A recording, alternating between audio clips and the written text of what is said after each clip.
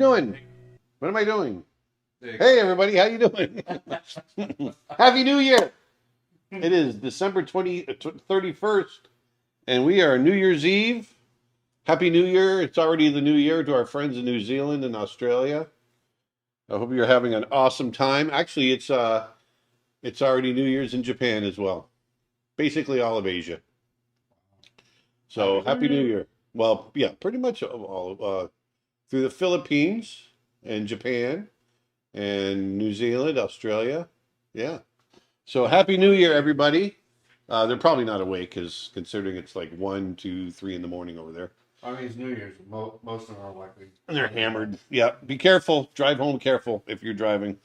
But Happy New Year. We are very excited. I get to do my last piece of art of the year with you guys, so that's awesome. And we've had an amazing year. Yes, we've had COVID and all these other crazy things, but you guys have given us such an amazing year. We got our book out, which was a huge goal for the last several years. We've made some incredible headway on Snow Bear. We're going to be doing more of that coming up. We got a ton of artwork done. We got scholarships out. We did all kinds of crazy stuff, and I'm super happy. And thank you to Dustin and Nick and Steve and everybody else. I'm so happy with this group of people that we've got, and I'm very thankful. So, and I'm thankful for you guys. So anyway, thanks a lot. We'll talk to you later, guys. Okay, bye. What do we got? We got sales going on too. Before we get into everything, what do we got going on, Nick? Yeah, we got Tim a Hodge. couple of things. First of all, for New Year's, this weekend only, everything on the site is 30% off. So that's all brushes, lessons, courses, etc. We've also extended the 50% off sale on Armand Serrano's class, Yeah. his visual development course. This is your last weekend to get that for 50% off. And also out now is David Coleman's new Drawing with Light, Energy, and Story class. That's also 50% off. And this is your last chance, weekend is your last chance to get that for 50% off. That course is awesome. And very excited today, we have a brand new class up for pre-order, DIY, which stands for Do It Yourself, animation techniques with Tim Hodge, which is super cool. It's really fun class. It's aimed at young animators, young artists, or anyone who's young at heart, honestly. Yeah, it's a lot of fun. Yeah, he takes you through some stop motion techniques. He takes you through how to make a zoetrope, a phonetic cystoscope, whatever it's called. The bouncing ball, walk cycles, cutout animation. It's a lot of fun. It's super cool. And that's up for 50% pre-order now. Yeah, we had him here about 3 weeks ago, was it? For several days, and we filmed it over several days, and man, it was so much fun doing the stop motion and everything. It was a blast. Yep, and that class comes out January 15th, so it's basically 2 weeks from now. Yeah. So there you go. We got a lot of stuff going on, and I hope you guys had a great Christmas. We did. Had a lot of fun. Where's my stylus? There it is. Had an amazing Christmas, and we're ready just to dive into the new year now. So, matter of fact, this whole little group right here is gonna stick together. And we're gonna ring in the new year together tonight. So, woohoo. So anyway, I'm gonna draw, and I was sitting here not knowing what the heck I was gonna draw, and then I thought, you know what? It's been a little crazy. We have no idea what the next year has in store for us, and it can be a little scary. So I'm gonna draw what going into the new year is gonna be like. There you go. That's all I'm telling you. Boom, boom, boom. First thing I gotta do is I gotta tone my canvas. Gotta tone it. Tone it. Tone it. Oh, I know what I wanted to show you. There's another course I've got coming out. I just finished this little piece of animation, and I thought I'd share it with you. This is this little piece of animation. I gotta shrink it up so it'll play smooth for you. I'm doing this course on. It's an advanced animation course. I think I told you about it before. Well, let me back up. As an animator, we often would get shots that, from a mechanical standpoint, having to figure out mechanics is very complex. Whether it's characters doing complex things or multiple things or whatever, and then you had to layer acting on top of it, and it was just all this stuff. And so I thought it might be interesting to do a course for those of you out there that have had to endure this kind of thing. on how I approach that. And what I really would do is I would separate everything and attack them one at a time. If something had a lot of mechanics, complicated mechanics, like a guy putting on a coat, I would do that first. I would just animate the coat. Then I would do the performance. I would separate them. And so that's what this course is all about. It's all about separating the performance from the mechanics. This is the latest one I did. And this one's a dog walking into a room delivering a line, and he's turning around in circles, walking around in circles and talking and acting and then laying down. And so it's mechanically somewhat complex. And then there's also a performance on it. And so I take the viewer through and we break it all down and I take you through every step. Here's a little shot of him coming in. You only live once. But listen, if you do it right, once is all you'll need. I'll let it play one more time.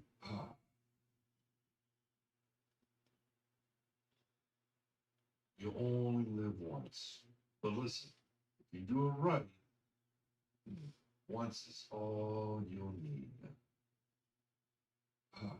So there's a lot going on there. It feels nice and simple in what he's doing, but there's a lot of work that is involved in making it feel simple because there's a lot of complexity there. And so what I've done is I've taken three separate shots, three complex shots, and I take you through every step of the way, and we're putting them together in a new course that we're going to have out in the beginning of the new year. So I'm really excited about that. And I'm going to dive in now and start drawing. And also that animation was and Oh yes, it was voiced by Dustin Blaze. Oh, wasn't it really? For some reason, I thought that was you. No, actually, we pitched it though. He performed it because I did the voice for the other ones, and I was just getting tired of my voice, so I had Dustin do it, and then we ended up pitching it, and then it ended up sounding like me. yeah, it's basically what it's about sound like another 15, 20 years. Yes, Yes. You only live once. you only live once. And from Castra, what are your resolutions and plans for 2022? Well, I want to get more work done, and I think we already get a pretty good amount of work done. But really, my biggest focus, I want to get Snow Bear cranked.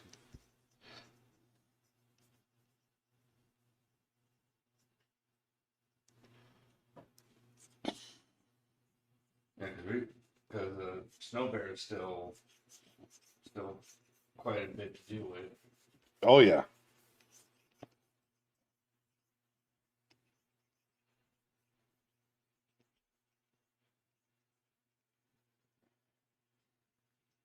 From Joanne, any words of wisdom for the new year? You know what? No. No. No, just take it all in stride. Don't, I wish I was wise, but I'm not that wise. I've gone through a lot, but you know what? You just gotta, the sun will come up the next day. Trust me. If anything, but we got a lot of good coming in. Focus on the good. Treat each other the way you want to be treated. All of that. There's truth in all of that. I'm a big believer in karma, and if you put good out there, the good's going to come back. So put good out there. We really need it too.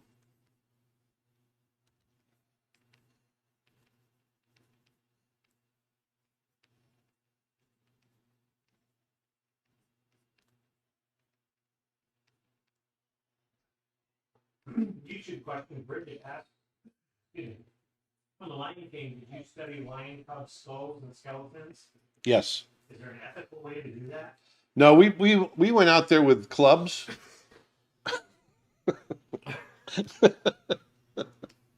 No, they're most of them were we didn't study the skulls. We had lectures from Stuart Samita and who's an amazing biologist that taught us about the physiology and everything like that. We talked to him about if you're doing a class. Yeah, he actually is interested in doing a class with us. Exactly. I've known Stuart for years and years. And he's awesome. And so we learned a lot. A lot of what I teach in my animal drawing courses, I learned from him. Um, but no, we really didn't study bones as much as we were studying, just the animal themselves. They would come in and pose for us, that sort of thing. Chloe wants to know, how am I just now realizing that you're left-handed? I don't know. I don't know. I don't know. Chloe, you gotta be He's just mirrored. Yeah. You were left-handed, your brother is left-handed, Travis. Yeah. Your father is left-handed, and your mother was left-handed. Exactly. I know. Crazy, right? And yet I'm not. Yeah, I'm right-handed. Yeah. But by the fact that I think this is the way genetic works. By the fact that your mother and father were both left-handed, did that guarantee you two were left-handed? I don't know, because I think left-handedness is also, or left or right-handedness is as much environment as it is genetics. I think. Really? I think it is. Thought it was, I know there's some. Like, I know there's some stories about people that were, you can't use your left hand because of the devil's hand. Yeah, right. They were trained to use their right hand, but I always thought left and right hand dominance was a genetic. Yeah, I don't know. And I'm sure it is. But I think there's obviously a lot of, just by sheer, like you said, just by sheer force. So I'm going to draw this bear, and he's coming out of the mist, or as you're walking into the mist, and he's there waiting for you. That's what going into 2023 is going to be like. But he could be a good bear. It's funny about when talking about left hand and right hand. Like when it comes to writing or using a knife, I'm right-handed. But when it comes Writing to, or using a knife. or using That's pretty random, but that's it is good. pretty random. but on the other side, like when it comes to like whenever I play paintball, I would use my left hand to pull the trigger, and I would aim through my left eye. Oh yeah. Even though my left eye is my worst eye. Oh wow. Yeah, my left is worse than has worse vision than my right, and yet it's my dominant eye for some reason. Interesting. Like if I try using my right eye, try it that way, it just feels wrong. Like I can't quite aim proper. I can't aim right. Well, I'm weird, yeah, because I'm only left-handed when I'm eating or doing art. Everything else I'm right-handed at. Sports, guitar.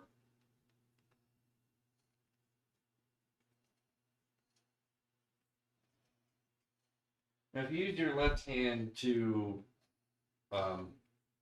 play all the chords of the guitar, does that mean you're right-handed or? No, because I think most guitars are set up for right-handed people. Uh, So I think even if you're left-handed, they just learn to play that way. It's kind of like how all cameras are. Yeah. right-handed. Exactly. And I already mentioned about your New Year's resolution, but are there any plans for 2022? Well, I think depending on what's going to happen with the new variant, I think we definitely want to get back out on the road again. We'd like to get back out to Europe. Nick and I have been talking about that. I definitely want to, in the same sentence, I want to be home a little bit and work on getting Snow Bear done. Snow Bear is a huge thing for me and Nick. We really want to get that done, and so that's a huge goal this year. I'm hoping sometime in mid or late August or early September next year. Planning on making another photography trip to Yellowstone and to other areas nearby. Maybe try to get some photos of the stallions or mustangs. Yeah, man, that would be awesome, wouldn't it? Yeah. Why does the bear look angry? I don't know. Is he angry or is he serious? Or is he just waiting? Is there a difference? Sure. Angry, serious. He's seriously angry. I used to get accused of being angry all the time when I was just sitting thinking. Yeah, it's one of those where you don't really see the anger, you hear it. Dragon breath. Bob used to get accused of being angry all the time, but people just didn't know Bob, the co-director, best friend, good friend, my brother Bear. Which one of the seven dwarves is your favorite? Dopey. Dopey.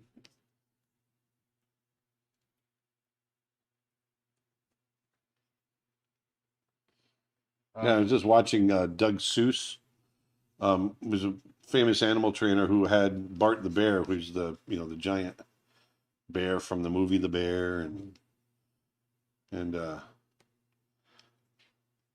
man, those bears that he has are giant. Nice. It's incredible to see him play with them.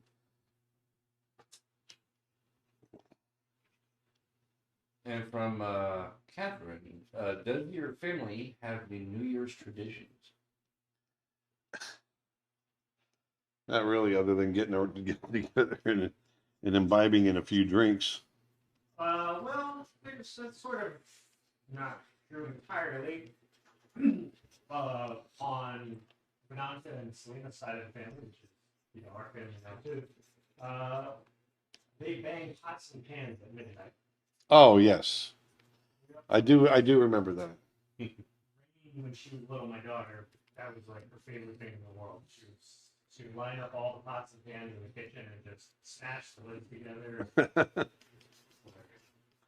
So we've got that to look forward to tonight. Mm-hmm.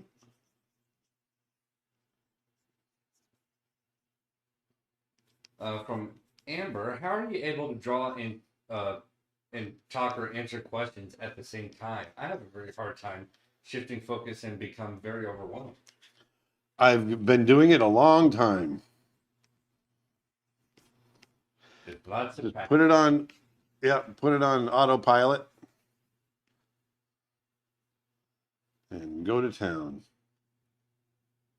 I will actually say that's one of the reasons I was always drawn to working with you, is because you're so good. Oh, well, I mean, there's a lot of people that can draw, there's a lot of people that can speak, there's not a lot of people that can draw and speak eloquently. I can even chew gum and talk and draw. You're right. Florian Steinberg says, hello from Germany, and Hello. we have just only 4 hours and 45 minutes until 2022. Meine Güte, that's awesome. That is wunderbar. And from Kevin, why do you feel Photoshop is better than Procreate for professional artwork? Is it the graphic quality? Yeah, there's literally more you can do with it. And Procreate on a iPad Pro, while it's good, it's cool, it's still not as powerful as Photoshop on, say, a Cintiq Pro. Yeah. Yeah. It's getting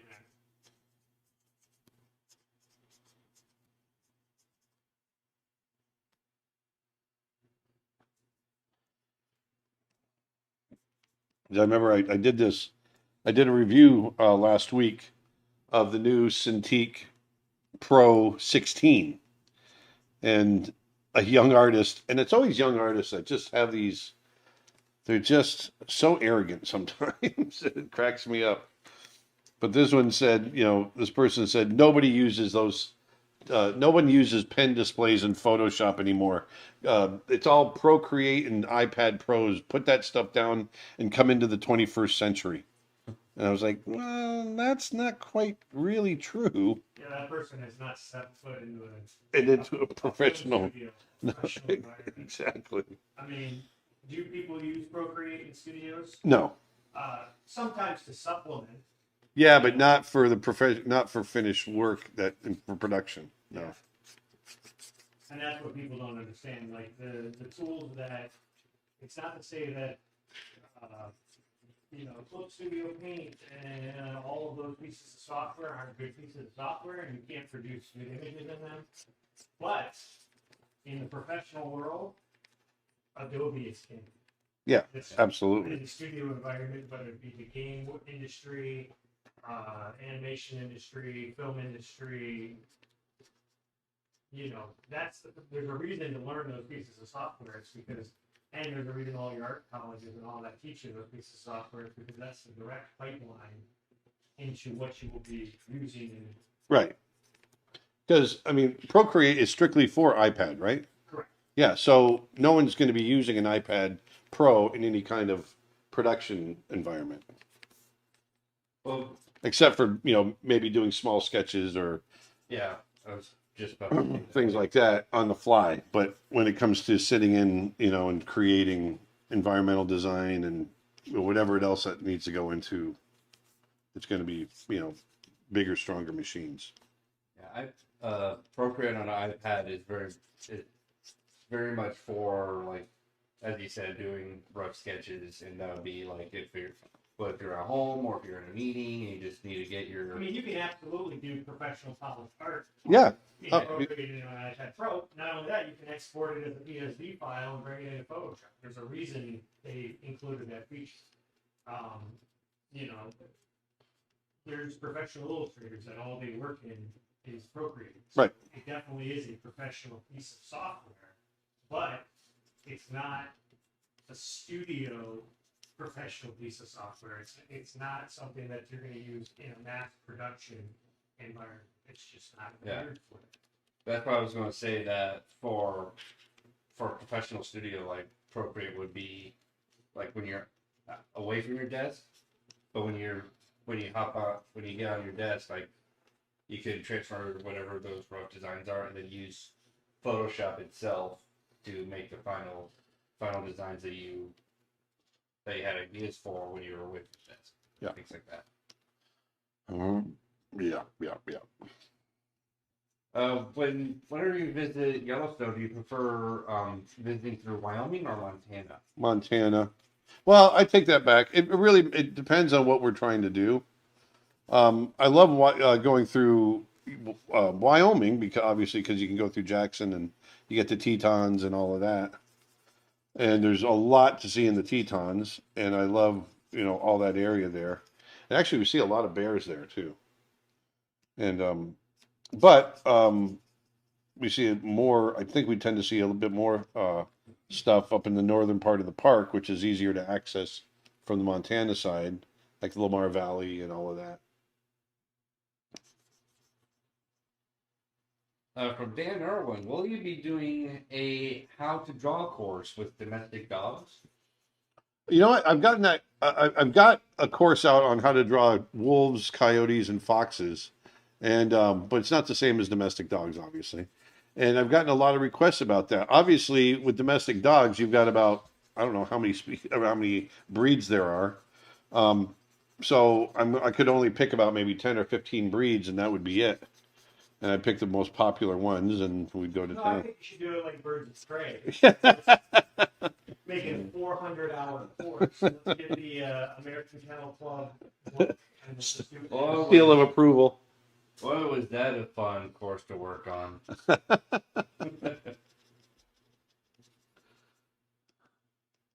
Sorry.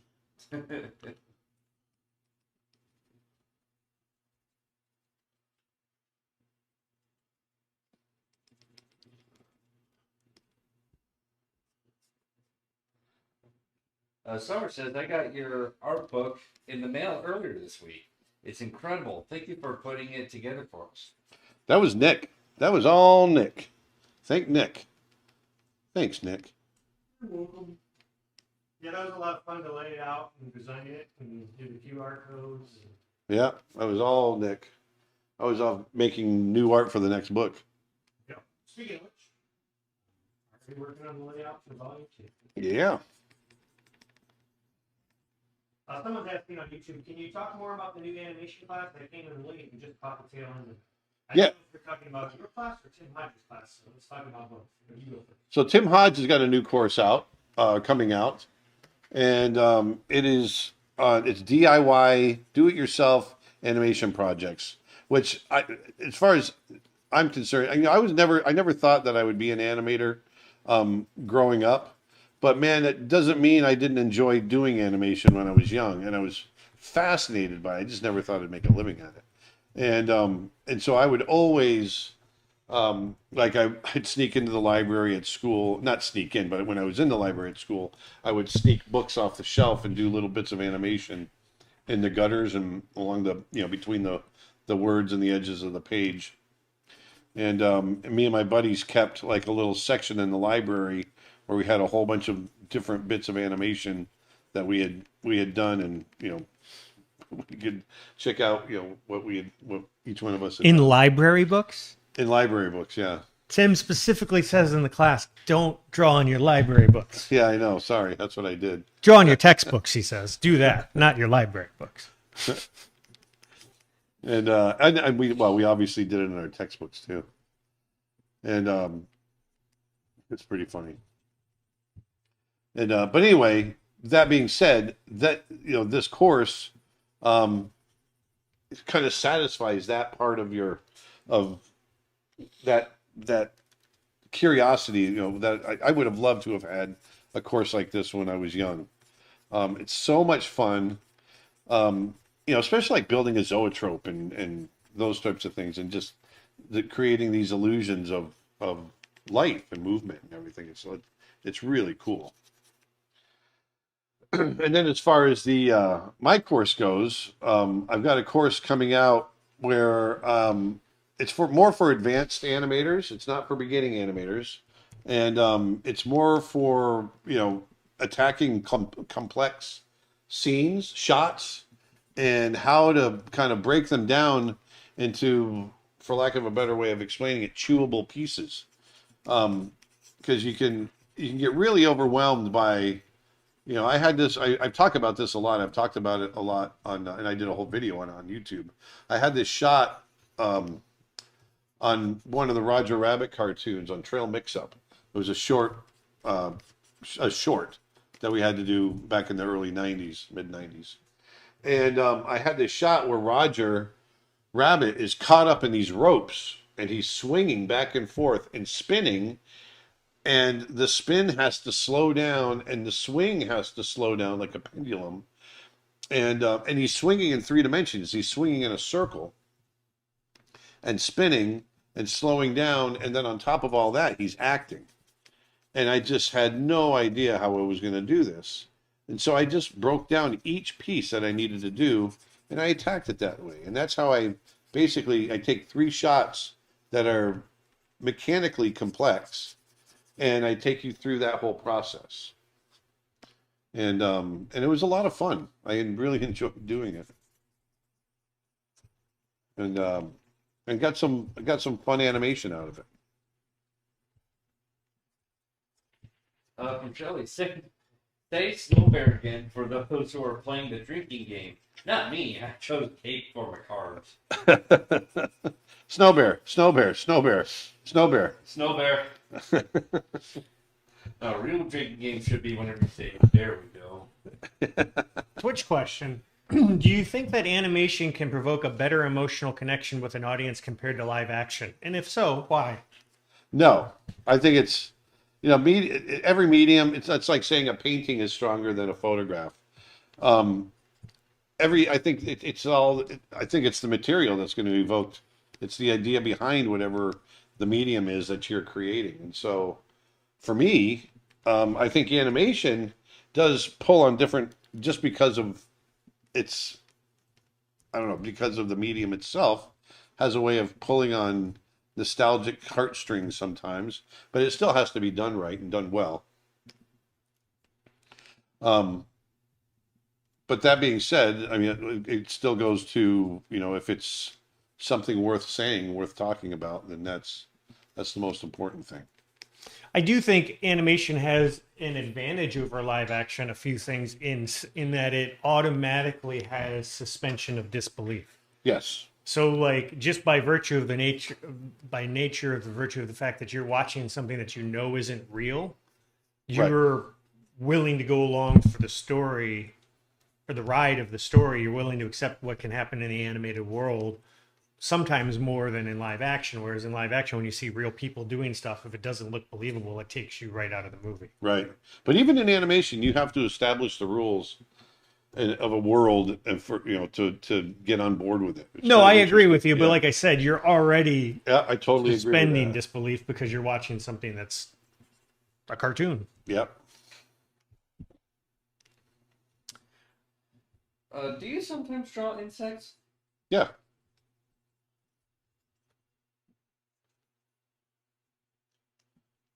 From Steve Senecki. That's a cool shirt you're wearing, Aaron. Is that a Christmas present? Happy New Year, No. Aaron and crew. I think I got this at Target. Huh? I think I got this at Target.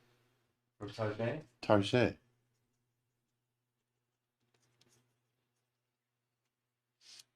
Here's a question from Corey, and I can actually answer this one. Do you have any tips for learning how to study an artist's style? For example, like studying Disney's 2D animation drawing style. I'm going to let you answer this too, Aaron, but I'll tell you, this is just another plug for Tim's course. He actually talks about this directly. If you want to study animation, one of the best ways to do it is get a DVD, because you can advance it frame by frame by frame. Right.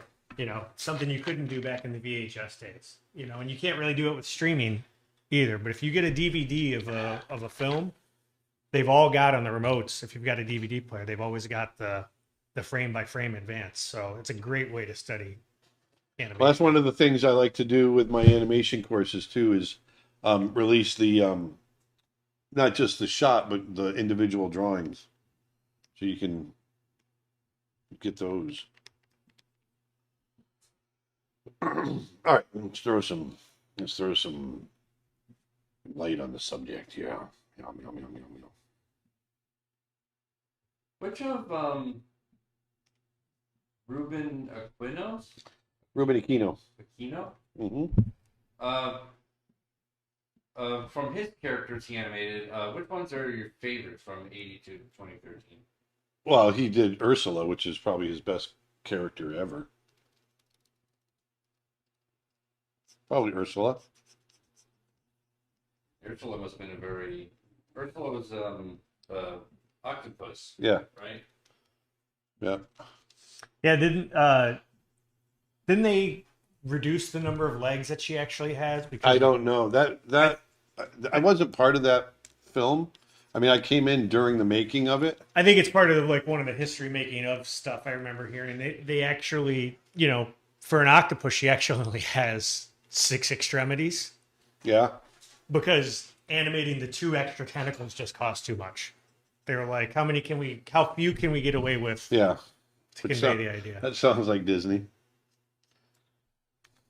But if you look, she's got 2 arms and then only 4 bottom tentacles. Yeah. One of the things that Ruben did, actually, is there a blue binder to your left, Nick, under the shelf? Yes. Can you pull that blue binder out? I want to show it. People will get a kick out of this. Let's bring that over. What songs of Bob Marley is your favorite? Waiting in Vain. Ray Lillard. I had about 3 or 4 more of these, and it was all these blue binders. Ruben Aquino, the guy we were just talking about, he was one of the first guys that went on to The Lion King.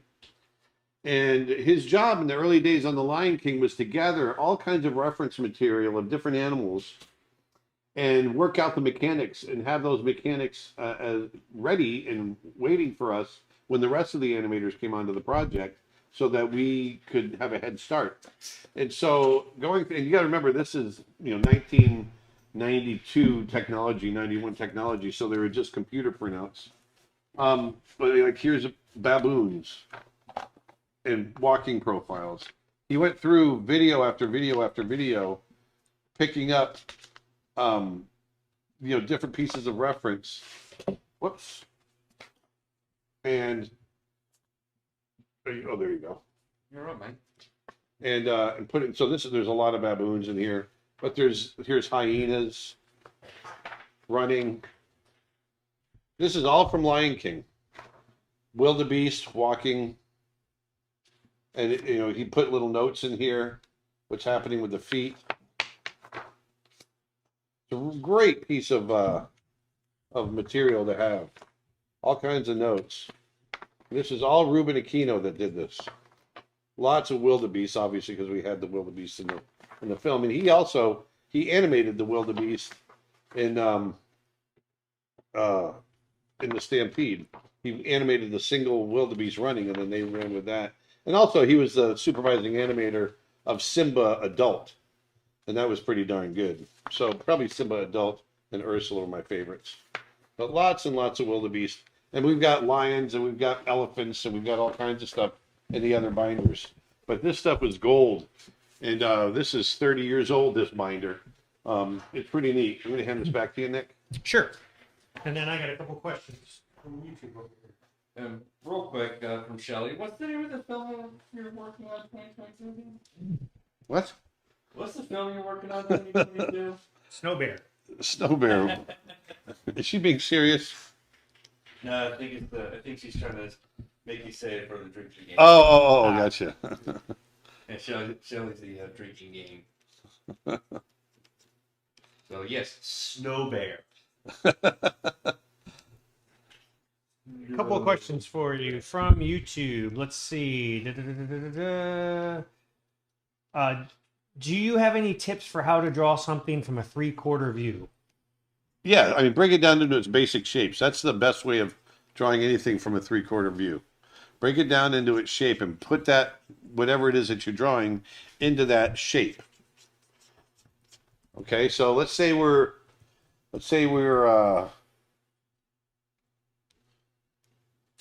put this up here.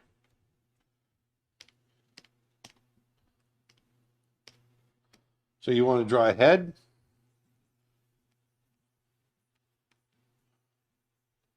You can make a box like so. Okay. I'm going to knock that back a little bit. And then within that box, you draw an oval. Okay. And we're going to bring the line of the oval right here. The center line of the oval right here. And you're drawing it not just 3/4, but we're drawing it in a 3/4 down shot, right? So there's your oval. You just keep breaking it down that way. Okay, so we've got the neck, shoulders. Okay. Then you want to find your eye line, nose line, mouth line, ear line, back here. And then your brow, cheeks, chin. Brow comes down like so. And you just build it out. There's a nose coming out. Follows that same bit like there. Mouth line right here. I put the mouth line too far down there. Here's an eye and an eye. We're following the perspective, the same perspective as the box, right? Brow. And you can just build it out that way. This is kind of corny looking, but very quick. And, when you think about, you can put everything into a box. Kim Jong-gi is really great about that kind of thing. Look him up. He's a Korean artist. Amazing, amazing artist. And I just love his work. This is kind of fun. I like stuff like this. You can see how the bear is starting to kind of come out of the mist, and just the way that it is now, the shapes. And I might just, I'll do that. I'll hold on to that one. But I'm going to knock that back because I really want this to. I want it to be kind of like like we're looking through the mist, and I haven't done the mist yet, but we're going to be looking through the mist into this bear.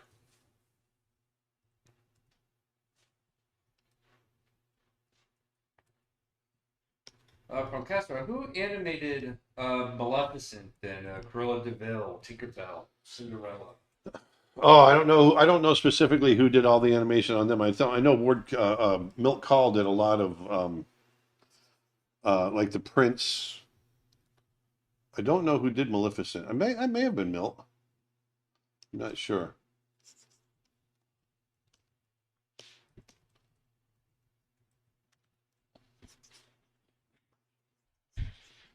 Could you show how you draw birds squashed up against glass?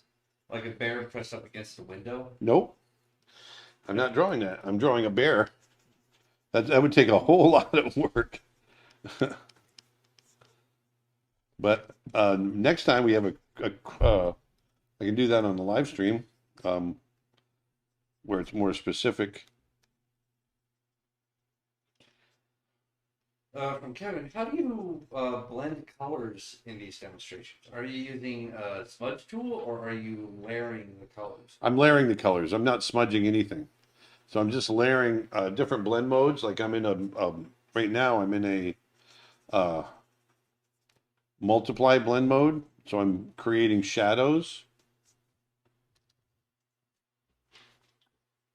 You don't have to show it now, but this might be something for a future stream. Someone's asking, could you maybe show us how retractable claws work? I have a hard time drawing them or understanding how they work. Sure. Do bears have retractable claws? No. Didn't think so. No. Pretty much just cats. I was just gonna say it's just felines, right? And actually of the cats, cheetahs don't have the ability to retract their claws. Really? Yep. Cheetah's claws are always out.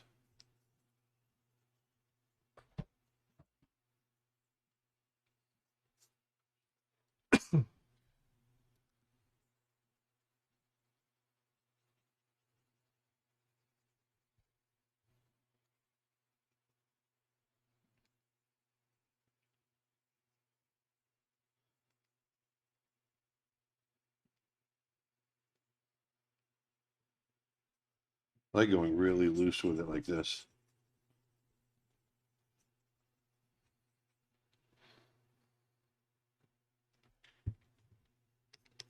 Whoops. Uh-oh. Oops. Oopsie. There we go. No bear.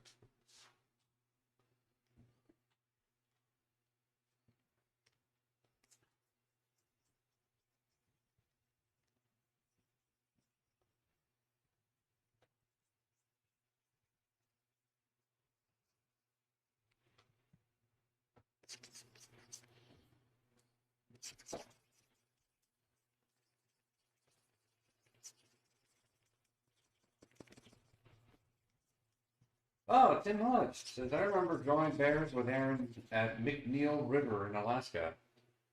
Tim and I went on a research trip. I did two. Tim was on the first one, I think it was, with me. And one of the places we got to go, which is tough to get into, was, like he said, McNeil River in Alaska. It's one of the highest concentrations of grizzly bears in the world. And I remember our first night there, Tim and I got our tent set up and had our, they give us a horn, the air horn to blow in case everybody had one. We all had to sleep outside. If a bear came through the campsite, you're supposed to blow the horn. And I remember going to bed and Tim asked me the next morning if I'd heard the horn during the night. I said, no.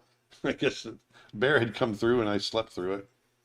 And I remember another time, Tim and I were sitting on this big piece of drift, log, basically a drift log that was up on the shore, and he and I were drawing, and there was bears all around us.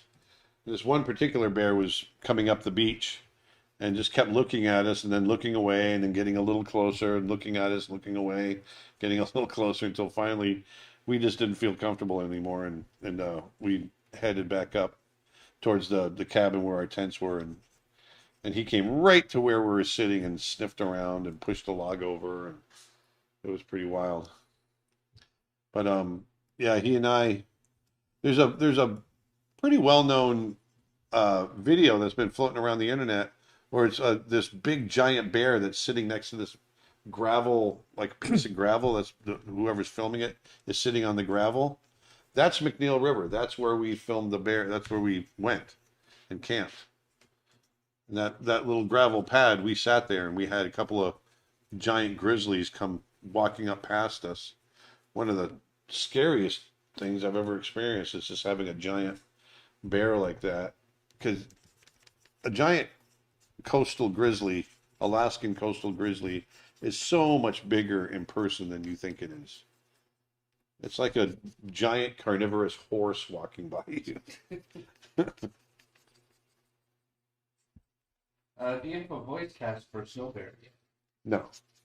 Snow Bear is going to be, it'll just be bear sound. There's no dialogue. Hey Tim, in case you didn't know, your class is up. In case you just joined us late.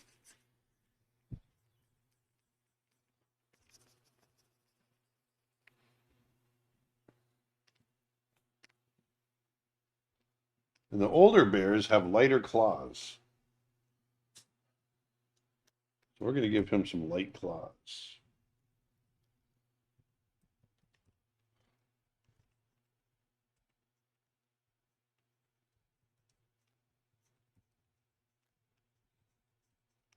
Where in Kenya did you see baboons and vervet monkeys on the savannah and in camp in the Mara? Say that again? Where in Kenya did you see the baboons and vervet monkeys when we went to Africa? In the Mara. The Mara. Yeah. Or did you answer it? Was that what you answered? I thought it was part of the question. It was on the Masai Mara, yes. Yeah, we mainly saw the vervet monkeys in our camp, Excellent. mostly across the river and Yeah, but that's the Mara River, but it's literally not- on the Mara Yeah. River. But the baboons, I'm gonna do I think this we instead. saw a small group of baboons on the Mara River at camp. Mm-hmm. But we actually saw baboons a few times out in the park itself. Well, it's confusing because that's also called the Mara, I the Masai Mara. I'm just used to knowing the camp as the camp and the Masai Mara as Masai Mara. Right.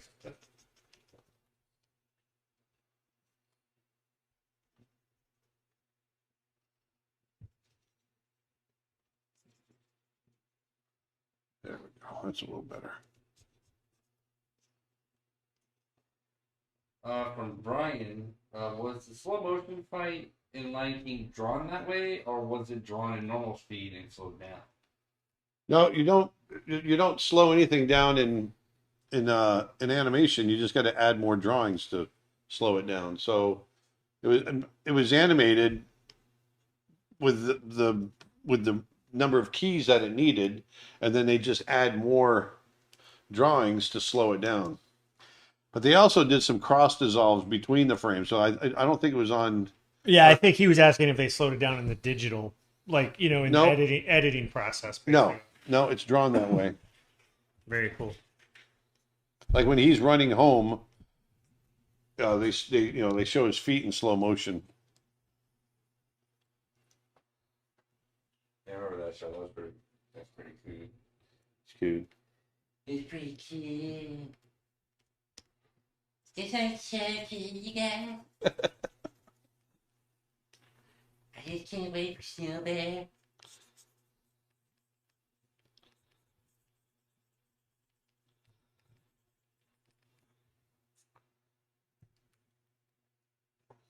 In Mulan, did you animate any action fight scenes at the end between Mulan and Shan Yu? No, Do you do any action shots at all? not really. In the very beginning, when the Shan Yu attacks the wall, I did all that soldier that lights the fire and says, "Now all of China knows you're here." Yeah, I animated all that guy. Oh, really? I didn't know that. That Did you whole also section. animate the fire itself, or did you just animate it? No, I didn't animate the effects animators animated the fire. Now all of China knows you're here. Yeah. Who was the head of the effects department?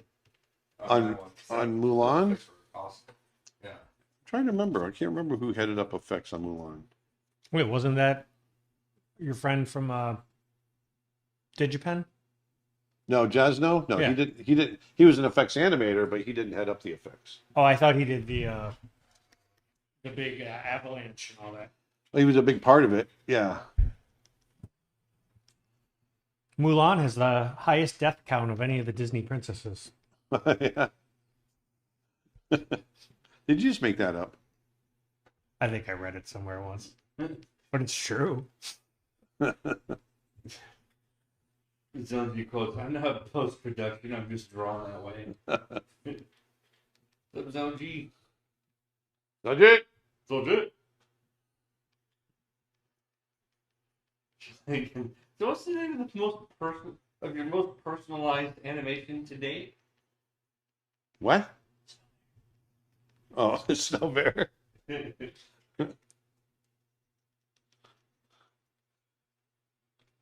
Yeah, just knock him out cold. Just say Snow Bear like 10, 20 times. I don't want to be responsible for alcohol poisoning.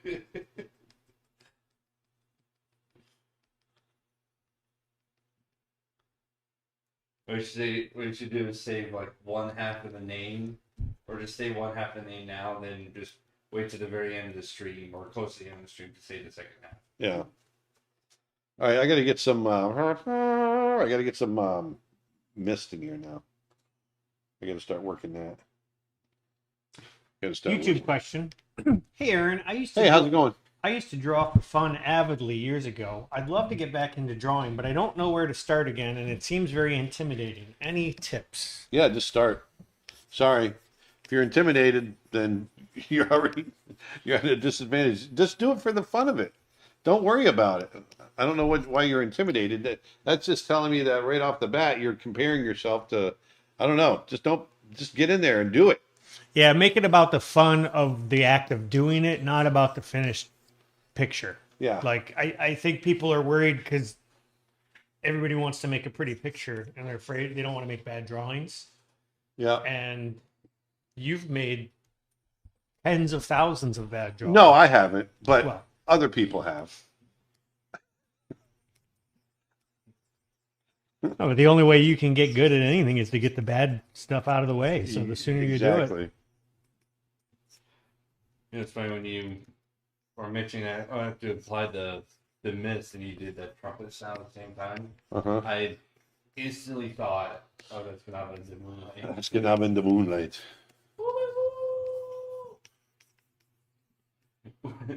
When the entire house was just covered in mist. Oh yeah.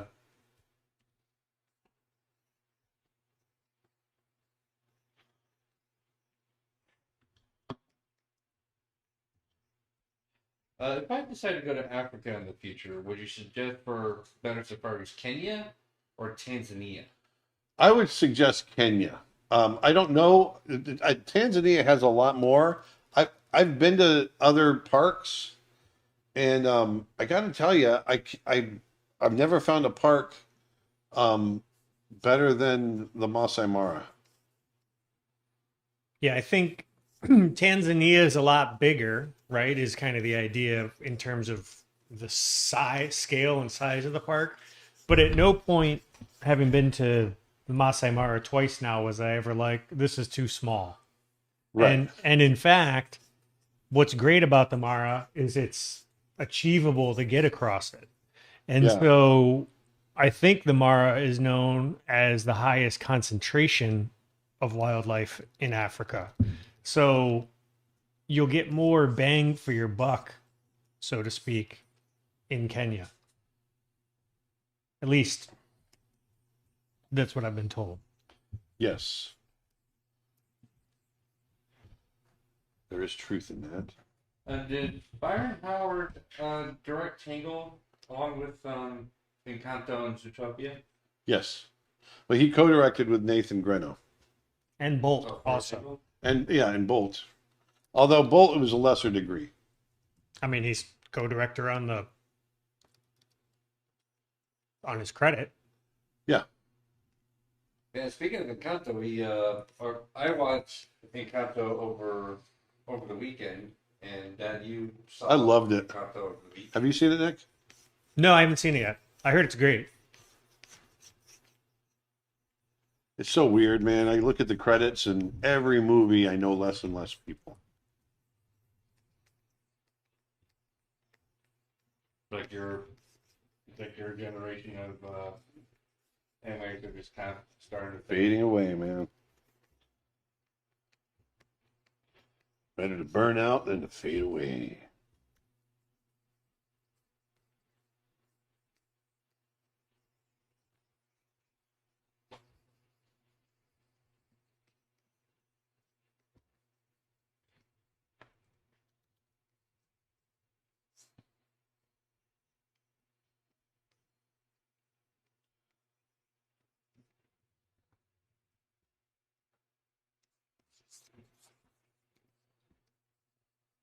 W says instead of calling Snow Bear, you could you could just say Snow. Like back when I was working on Snow, you know the way Hollywood people talk.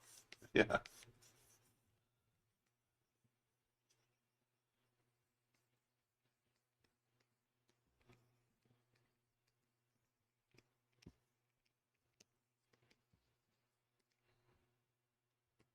I'm not quite hitting what I want to hit here. Not quite getting the effect that I want yet.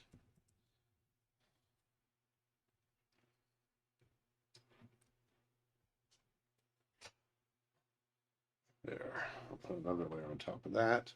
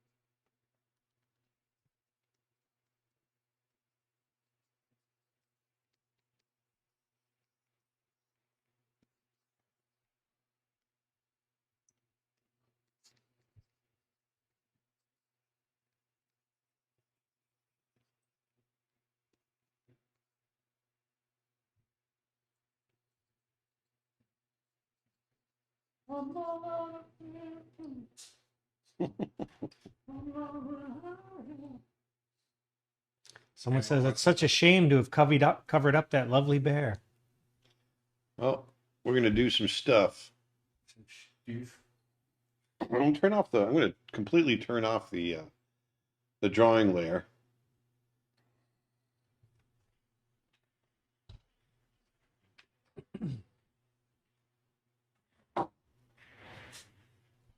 No, I'm not. I'm not gonna put that on multiply. I'm gonna put that to normal.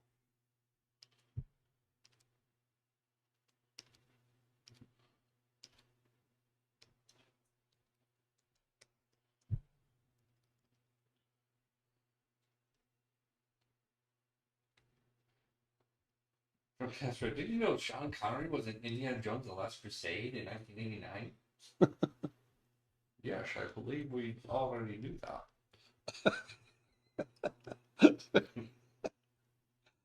That was it 89 that movie came out? Let me Wow. let me confirm that. I'm sure it was, but it just oh, that's right. No, because your mother Yeah, Um, 1989. your mother was pregnant with your sister, and we went to see the movie, and she went into labor. That's right. And that was 1989. And I think Austin went into labor with Aiden when she went to see the Avengers. Yeah. And so we stayed. She didn't want to leave. She was loving the movie, and she would have contractions, and she'd just squeeze my hand. It's funny. It reminds me of sort of similar story, only not as dramatic since Austin was the one going through labor. But Kyle, friend of mine, was a huge James Cameron fan, and he was talking about Avatar for years before it even came out. Like, I mean, he just knew that James Cameron was working on this movie and it was going to be the best thing ever, and yada yada yada. And just, I mean, for probably a decade, he was looking forward to this movie coming out. I know where this is going. Yeah, and then literally we finally get there. It's opening night. We go see it on the big, it's the new 3D screen, IMAX, that was brand new and all that stuff. And we go and we sit down, and the second the movie starts, he gets the call. She's just gone into labor. She's going to the hospital now. That's awesome. So he looked at me, put his glasses back on, and finished the movie. And then left.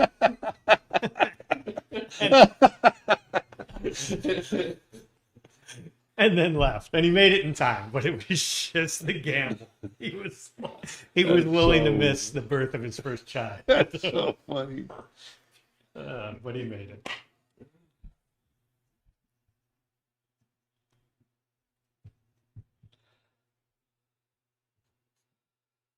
We went and saw, speaking of James Cameron, we went and saw Austin's first movie was The Abyss. We went and saw The Abyss when she was just a few weeks old. Really? Yeah. Very good movie. Yeah, we put her in a little car seat, put her down on the floor, and she did really well. Just slept through the whole thing, and that was that.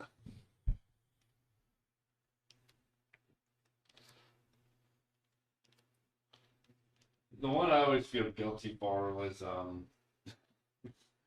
when we all went to see Brother Bear in the theater with the whole family and all of our Claremont friends, and and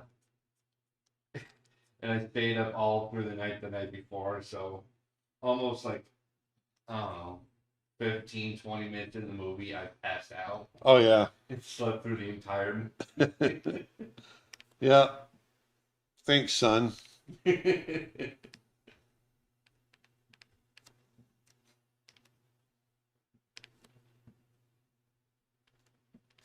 What was Preston Blair famous for animating? Who was he again?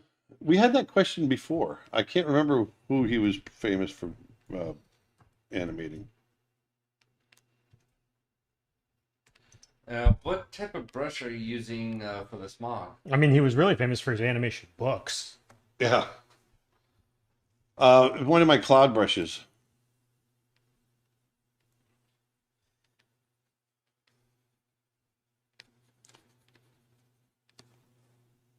Let's see. He animated some of Mickey Mouse and Fantasia and the Sorcerer's Apprentice, Alligator Dance.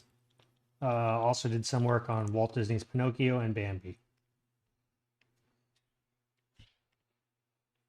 And then he went to work with Tex Avery.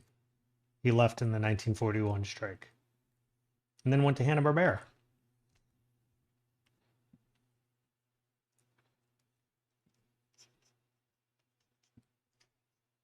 Stephen Marshall says that Preston Blair did the crocodiles and hippos in Fantasia.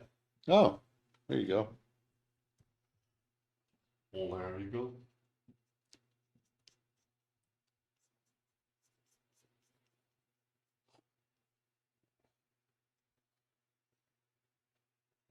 And Jonesy says that he's famous for being Mary Blair's brother. Yes. Yeah, we talked about that last we week. Yep. established that one last week. Remember that. And also animated Geppetto? Geppetto? I think so. Don't you think so?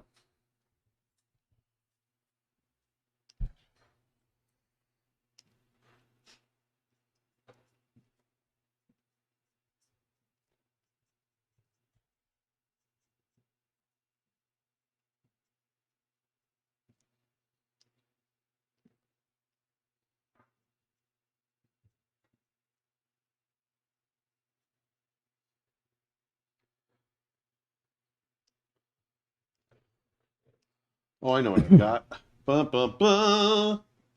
We're going to go into the hairbrushes. Hairbrushes 2. I like the hairbrushes 2 textures better. All right there, right there.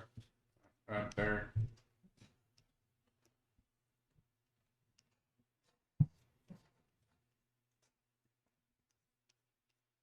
Gwen wants to know, when is Aaron going to put a huge shadow across this piece?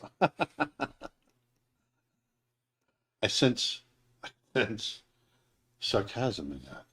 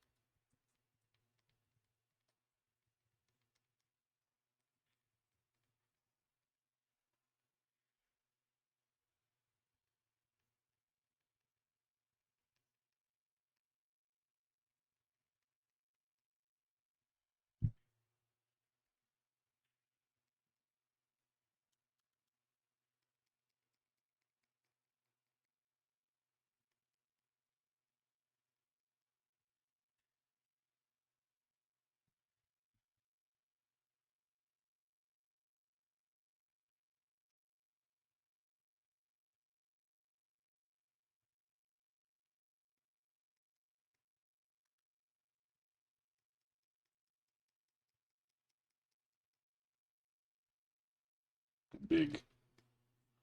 Huge. Let's shorten up the hair. We'll see what else we got in here. Here. I know. Ash on YouTube says this guy deserves 1 million subscribers. I agree. I agree too. We're halfway there. Living on a prayer.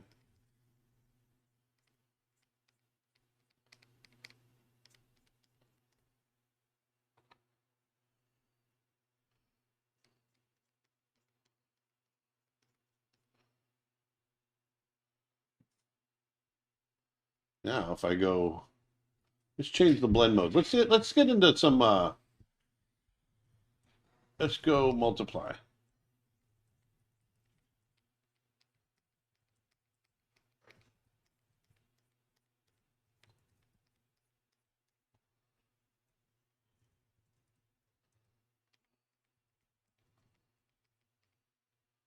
Why is it not? Oh, not really doing much.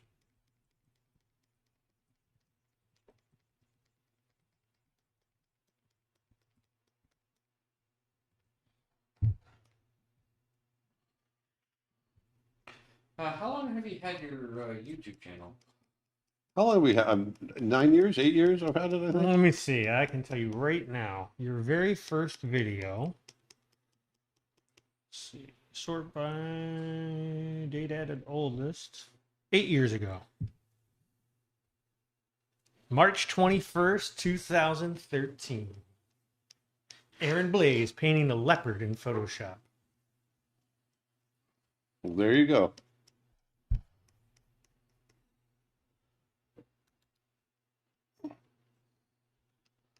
Do you prefer Simpsons or Futurama? Neither. Either or.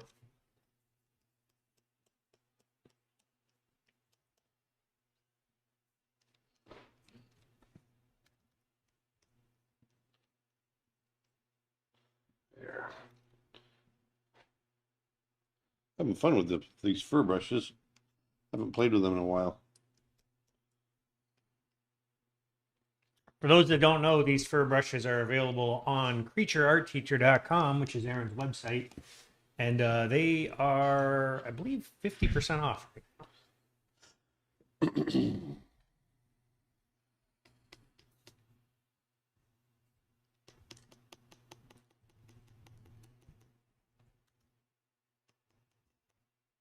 Sydney Lisa just hopped in and says, just joined that. This looks beautiful so far. Well, thank you. Thank you, ma'am. Like it very much.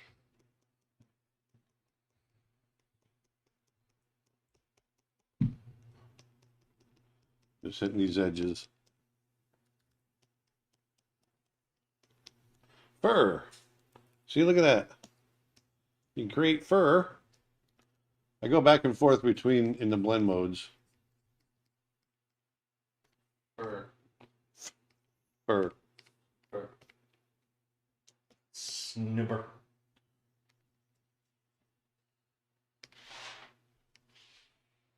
Bear snow.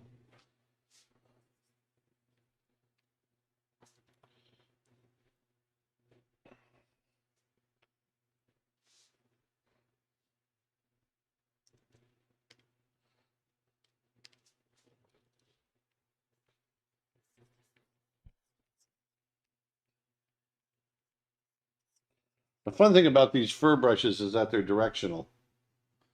You're gonna need some longer fur on this one.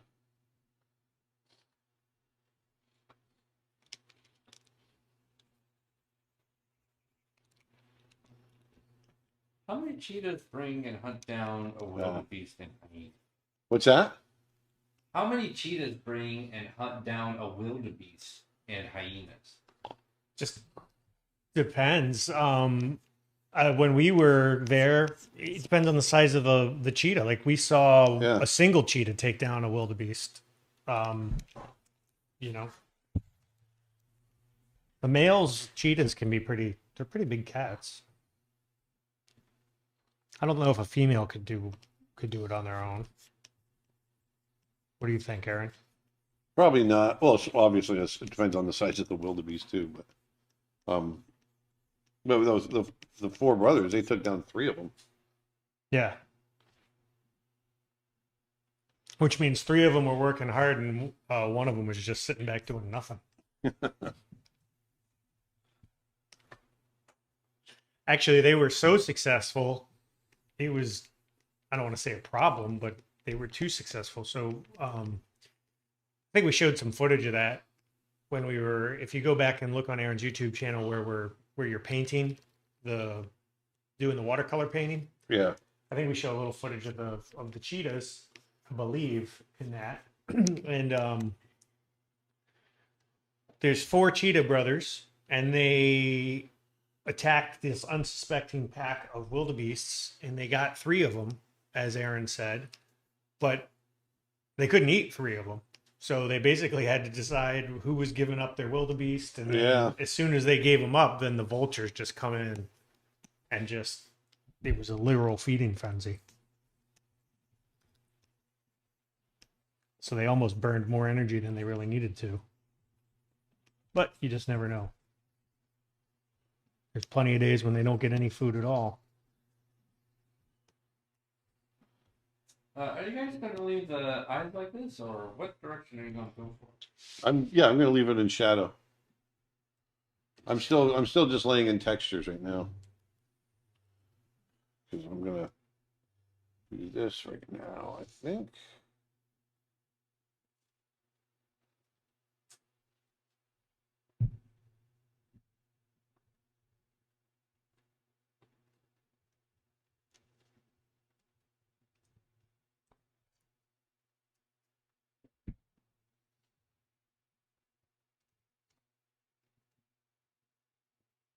Which Muppet character from the Muppet Show is your favorite?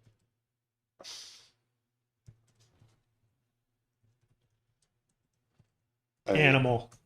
Yeah, probably animal. He's the crazy one with the drums, right? Yeah.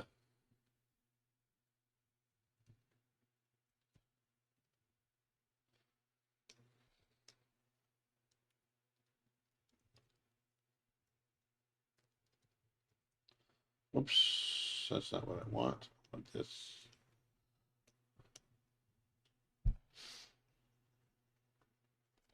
Ah.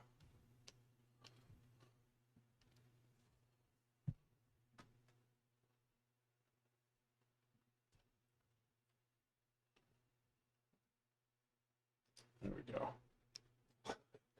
Who's your favorite Ninja Turtle? I don't have one.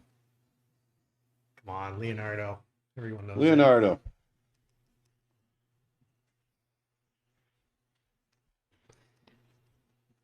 I'm 53 years old, people.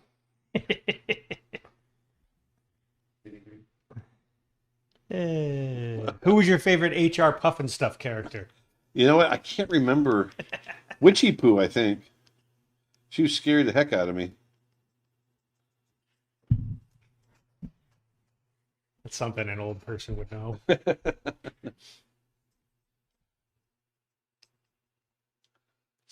Have you ever been to Russia? Yes, I've been to Moscow. I loved it.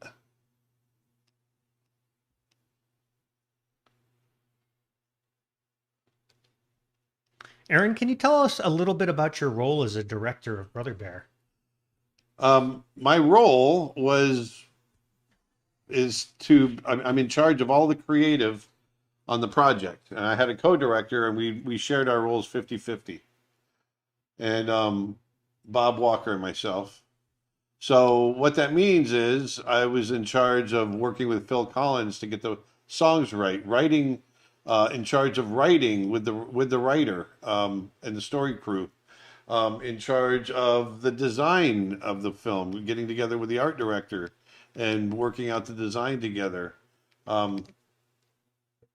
It was a final say, basically, is how it would come down to, because I'm not the one designing, I'm not the one writing, I'm not the one doing all of that. But it would go through Bob. Well, and early myself. on, you were the one developing the look of the film and Yeah, the I story. was. Yeah, right? in the You early developed days the before story we, before you brought a writer on. yeah, before we brought the crew on, I was doing all of that. And then we brought people on to refine it.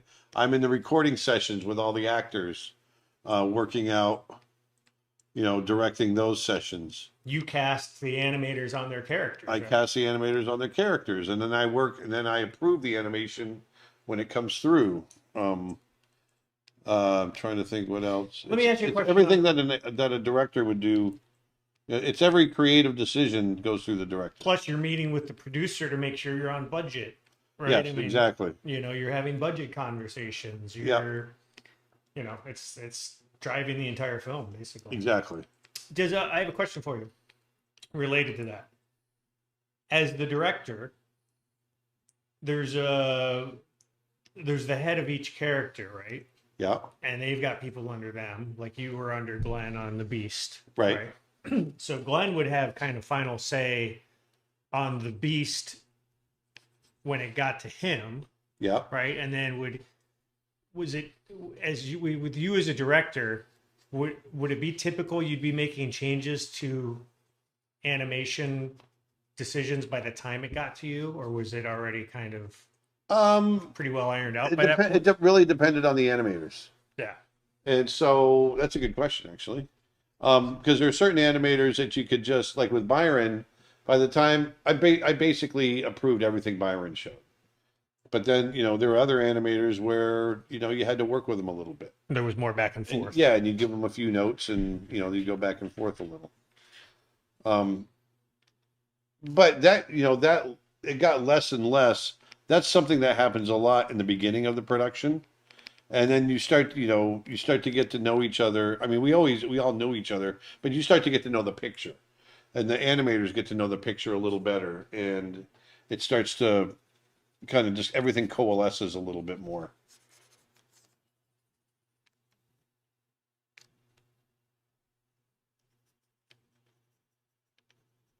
But some of my favorite stuff was doing the music and, sitting in the studio and, recording, and I loved doing that.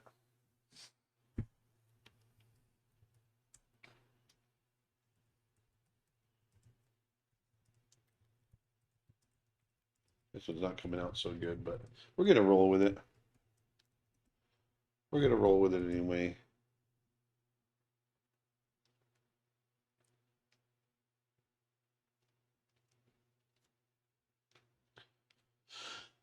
Now I'm going to go and do some definition.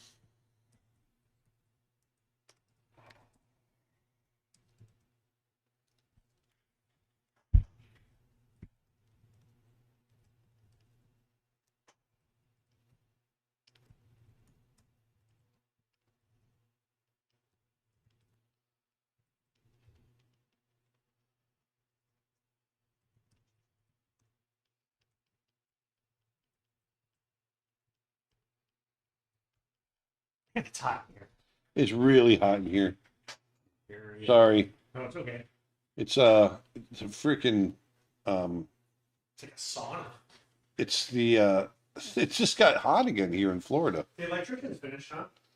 Yeah, so I can get the air conditioner now. Cool.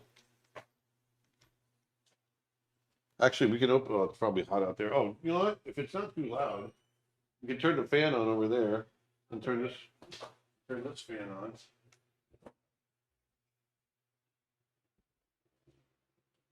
I don't know if that's going to be too loud for everybody. You're looking for time to see. Let us know if this is too loud, folks.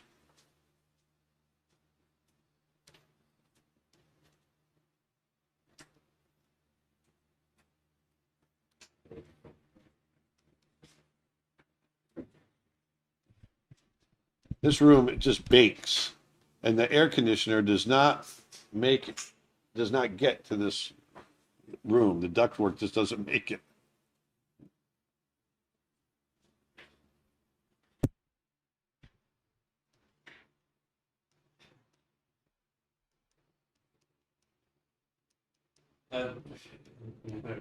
Another fun random question. Do you prefer Mary Poppins or Chitty Chitty Bang Bang? Chitty Chitty Bang Bang.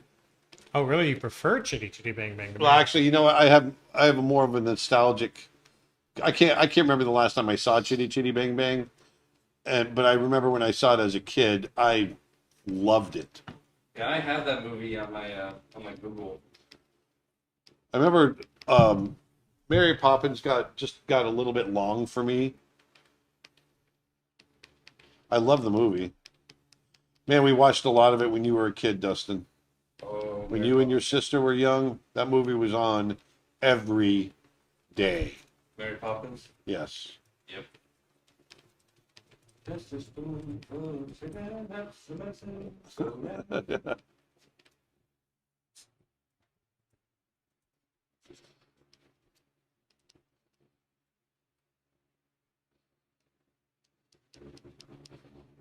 The Zunji's thing, I think the noise is making Dustin's voice choppy maybe, but I think it's just because it's so far away from my mic right now.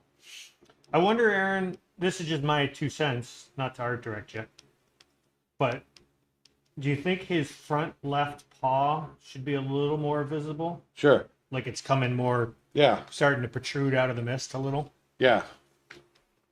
Protrude.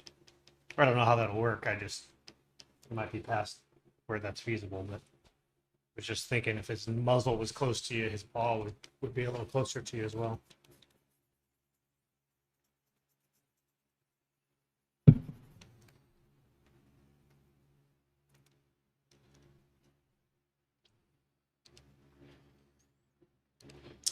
Aaron, will there be a gorilla, ape, or chimpanzee course in the works? Yeah, Yeah, you want to do primates, right? I do. Gorillas, apes, chimps, orangutans. All of the above. Will you just stick with the large primates, do you think, or do you think you'll get into some of the smaller, like lemurs and stuff? I'll get into some of the smaller ones. Are they considered primates? Yeah, lemurs are very primitive primates. Gotcha. Vervets.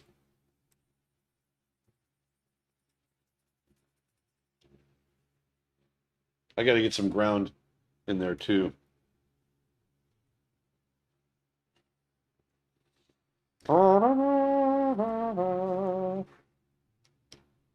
Dustin, you should try voice acting for animation. Already tried it out. I think they mean as a career. They think it's a Okay. compliment. They're saying you'd be really good. What about a farm animals course? Meh. Aaron? That's not a bad idea. Sorry, I was looking at my paint. Yeah, we could. What's that? I'm sorry. That's all right. What? I'd say, didn't you do a YouTube video or something of drawing farm animals? Yeah, well, we did. We were drawing farm animals live. Yeah, that was just like a with charcoal and Yeah. newsprint. Not a full course. Who's your favorite animal artist, Aaron? Oh man, I got a lot of them. Bateman is the top, Robert Bateman, and I know you've always liked Guy Koliak. Guy Koliak and Wilhelm Kunert, Bob Kuhn. Bob Kuhn, Bruno Liliafours. I've got Bruno Liliafours right there, right on my shelf. Oh, I like that paw, by the way. You like Coming what? I like that paw with the seeing the claws coming out. That looks good. Oh yeah, That wall. yeah. I just got to go in and add some just little bits of detail here and there, and that'll call it. I'll call it. What's the biggest or most common mistakes you see animators make when they animate a shot? A lot of it is they get so caught up in the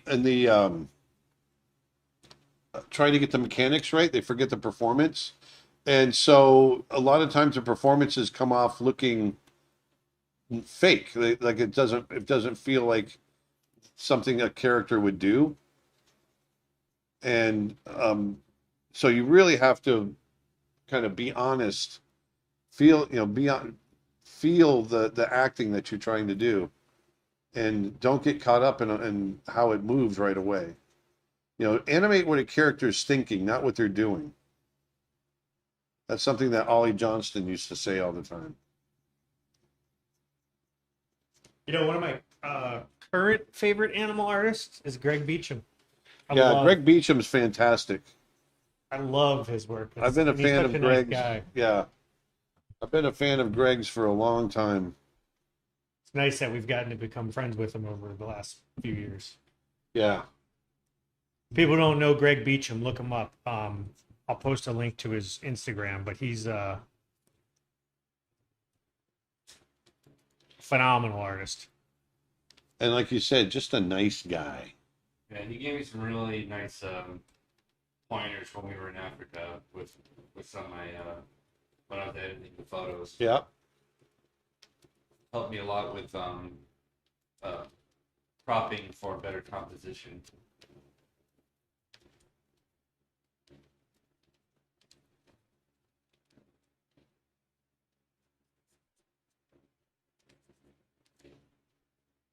Did you answer the animation question? I'm sorry, I got. What was the animation question? What's some of the most common mistakes you see? Oh yeah, no, I did. Sorry. It was the performance thing. You know, getting too caught up in the in how something moves instead of why it's moving. Sorry, I was trying to pull links and I was zoning out for a second. When you were starting out as an artist, this is a Twitch question. What is the one thing that made the biggest improvement in your art? Consistency, just doing it a lot. When you do it a lot, it's like working out. You know, the muscle gets stronger. Your ability to draw gets better. And so the more you do it, the better you get. And that has always been 100%. I find if I walk away and don't draw for a period of time, even if it's like a week, I come back very rusty.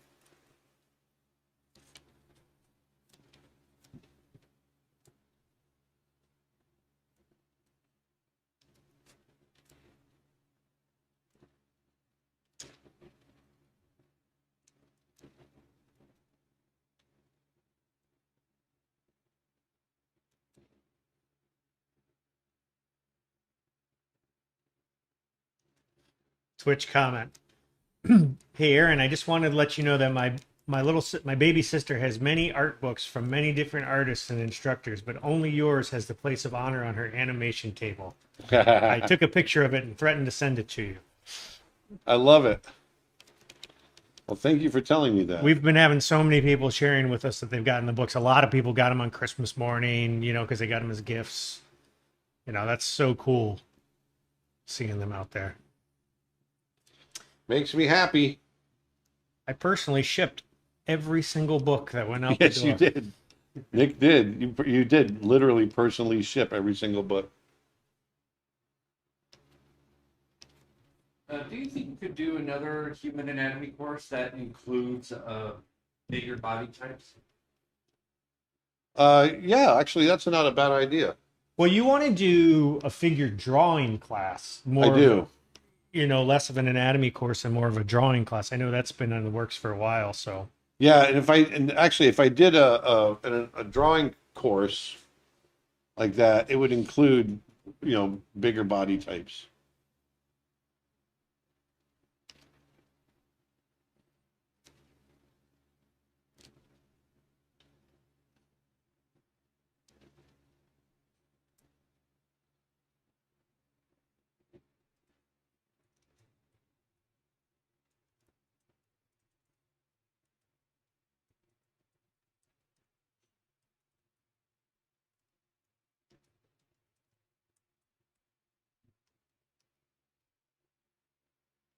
Hey, so high.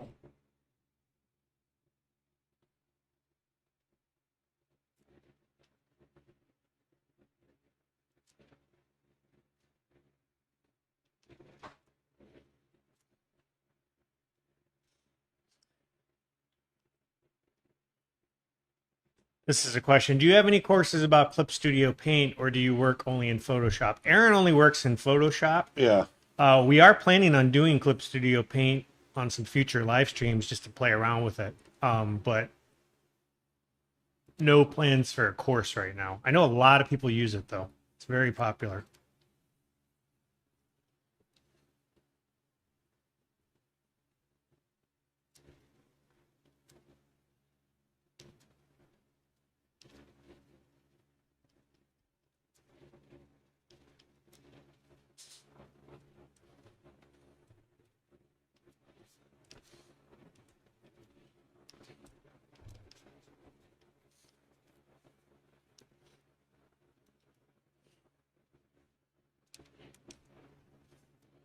Ah, grabbing the wrong. Oh, come on. You prefer visiting Yellowstone in Wyoming or Montana? We had that question like Yeah, a long time ago. yeah, that was earlier in the stream. That's weird. Oh, weird. It just popped up on my Yeah. on my side. I prefer the Montana side. It's. I Although- think it's the same. I think it just That's popped right. up in my. I've got a delay on my chat thing here because I had disabled the tab for a second. I think it was just catching up. So sorry.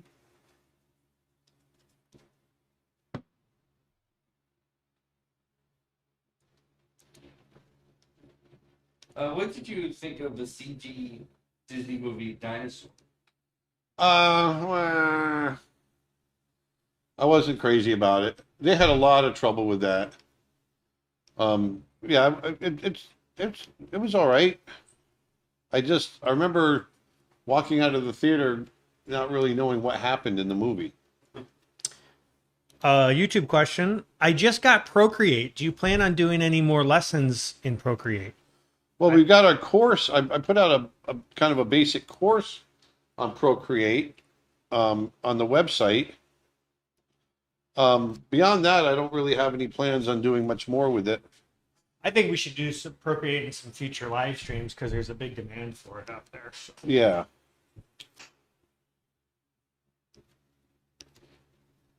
Do we have a quality question of the day?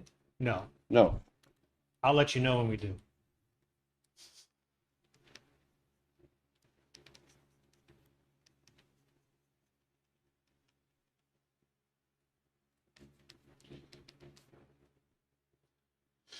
What kind of species is the lemur? A lemur. That's the species. Aren't there a bunch of lemurs? Well, there's ring-tailed lemur. That's a species, I guess. Lemur is the what family, I guess. Guess they're not like a part of the month. They're not like a month. They're a primate. Yes, they are a primate. They're primate. Yeah.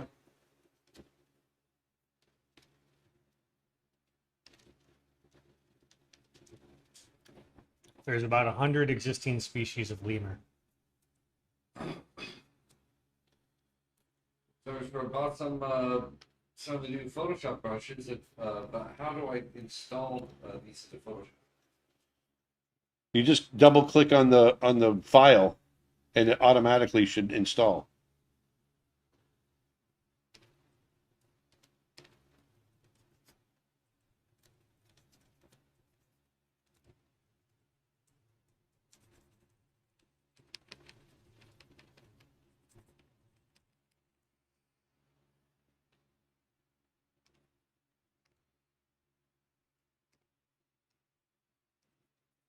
Wait, what was that question? How to install Photoshop brushes? Yeah. It's not just double clicking on the brush. You have to go into the brush panel and then click load brush. Oh, it's not that way anymore? No. Oh. Those jerks. Obviously, I haven't loaded brushes in a while.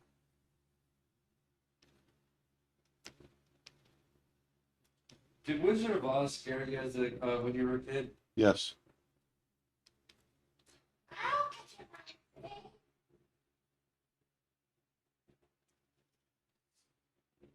I want to remind people that this weekend for New Year's, we've got a 30% off sale going on over at Creature Art Teacher. All of our courses, lessons, classes, tutorials, animation lessons, brushes, all that stuff, they're all 30% off or more.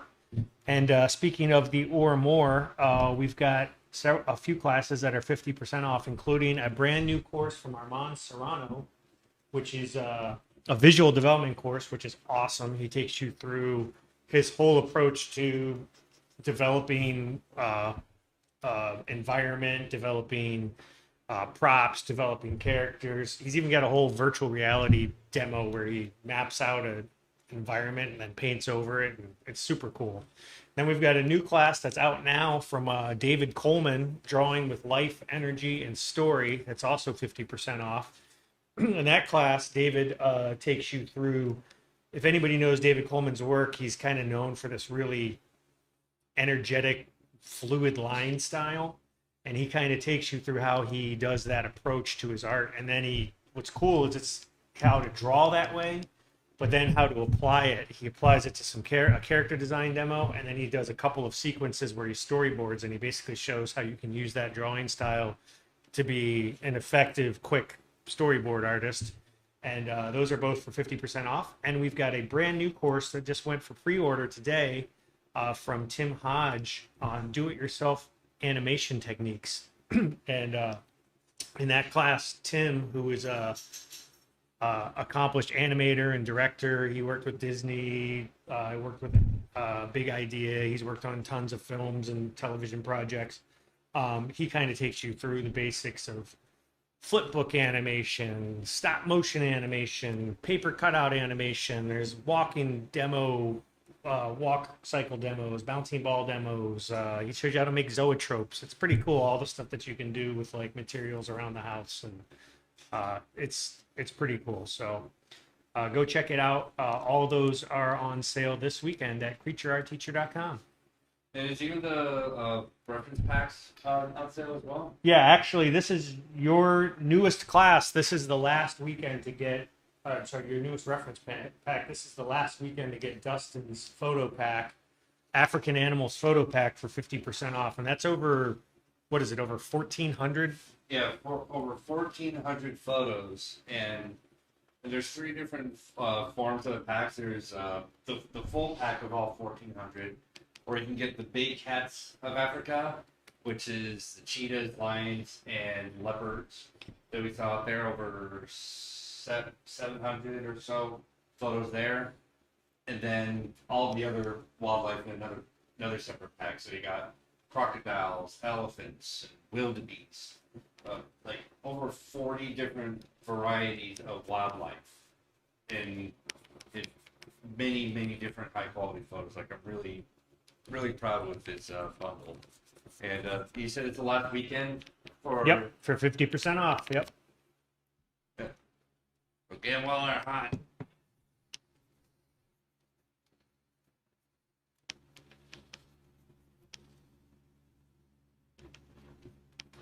Well, I'm going to finish this up.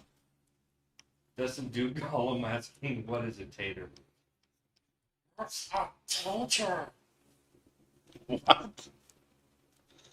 Oh, Gollum? Yeah, Gollum. Oh.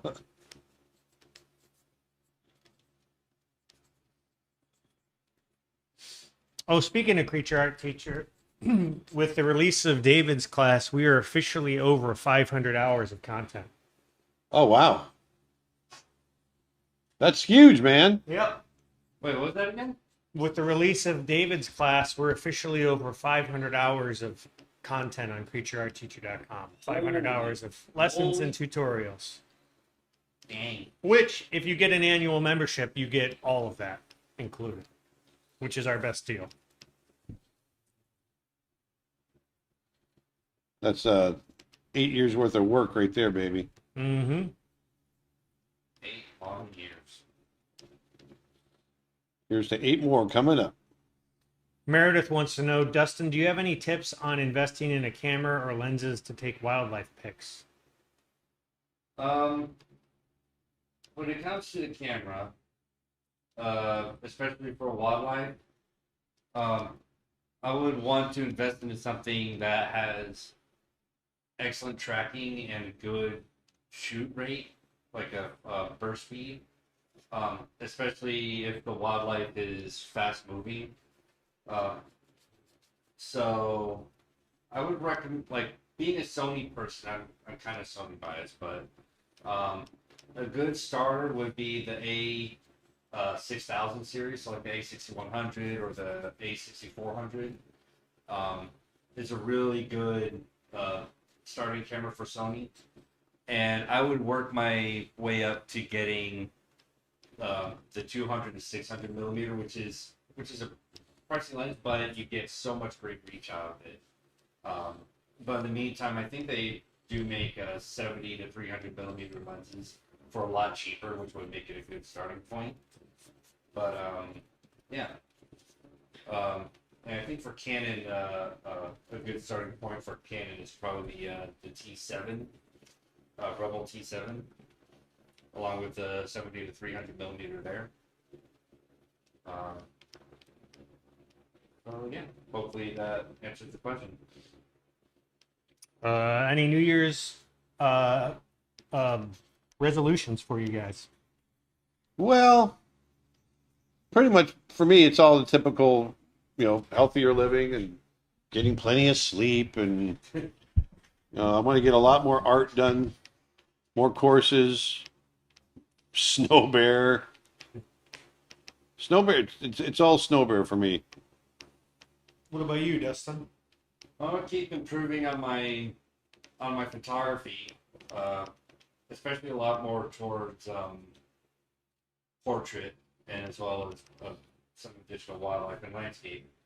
But I'm actually gonna actually my biggest project that I recently started thinking of doing is finally getting around to it of building a whole new computer, because the one I currently have is like 8 years old, so very outdated. And I think it's time for me to build a whole new one. A whole new computer. A new fantastic. Oh, man. No way. What? What? Betty White dies at 99. No, don't tell me that. Yep. Don't tell me that. It What? just popped up. She was literally like a week away from hitting up. Are you killing? Oh, you're killing me, man. What? Yep. Are you serious? It's on the Washington Post. I just got the alert. No. No. I know they had a big television special planned for her 100th birthday, and I was just thinking about that the other day. I was like, well, I hope she makes it. That's going to be awesome. Oh man.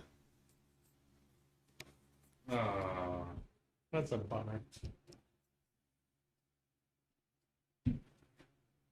Dang it.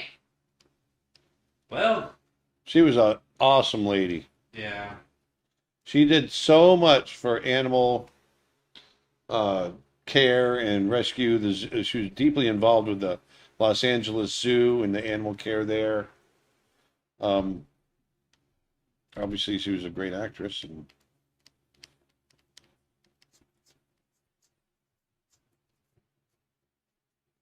Yeah. she was only 1 week away, right? January 17th, so basically 2 weeks. Yes, yeah, 2 weeks, 2.5 2.5. weeks. Well, that's our grand finale of 2021. Dang it.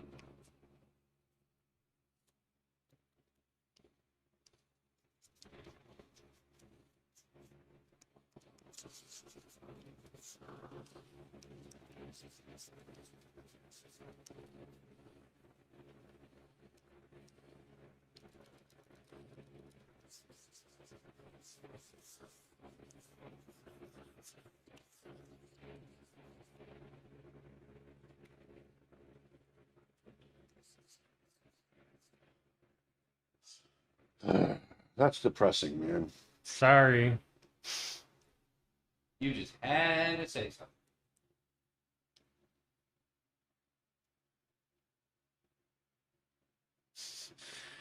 And now everybody's mad at me. Why would you tell us that? We were having such a great time. It just popped up on the thing, and I couldn't believe it myself. I'm sorry, everybody. I'm really sorry.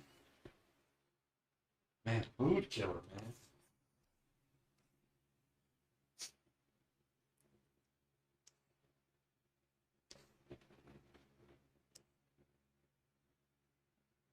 Yeah, Erica, that is indeed terrible.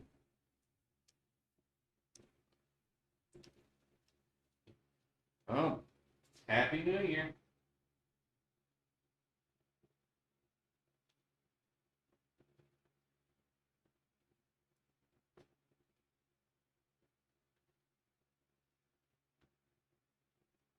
Meredith says, "Well, there's another reason to put some more beauty back in the world."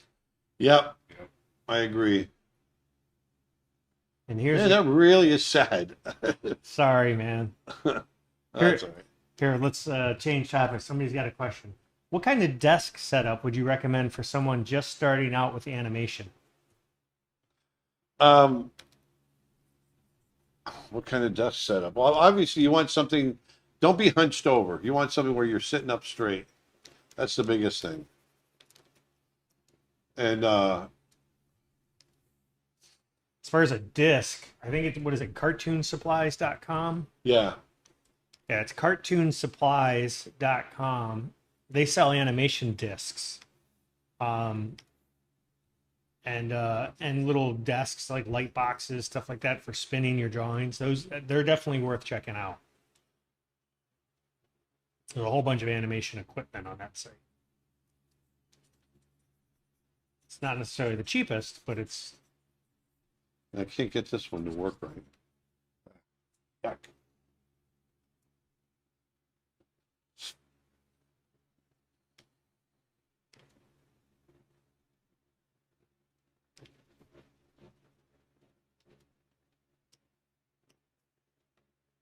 Just want to get like little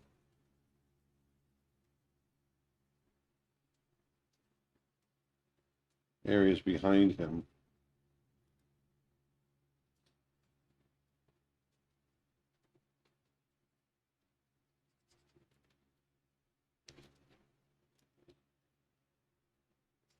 How would you describe the Dance of the Hours in Fantasia? Fun. Which one was Dance of the Hour?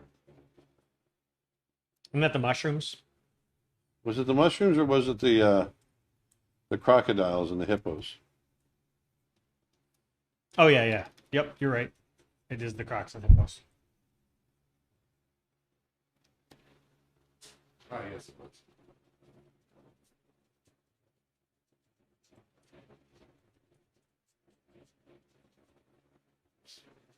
Twitch comment. How about no more horrific news updates on Aaron's streams from now on? Deal. Yeah, just wait till the stream is over. Sorry, it was an impulse. It just popped up. I couldn't believe it. I was like, I was in shock. I had to share it.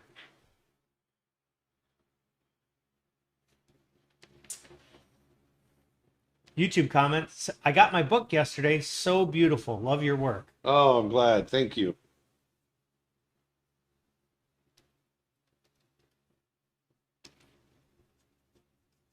My new nickname, Buzz Killington.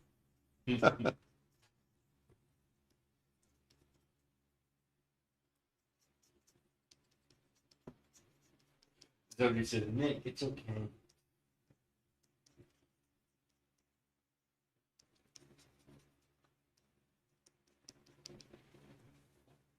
I don't like that. Erica Bay says, love the moodiness of this piece. Thank you, Erica. I'm struggling with it. What are the plants that he's walking through? I'm thinking of them as like dwarf willow. Okay.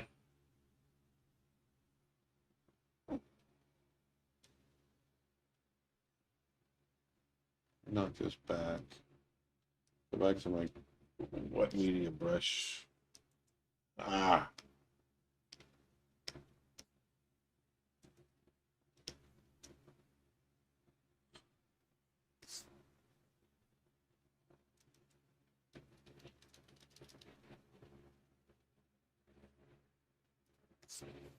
There we go.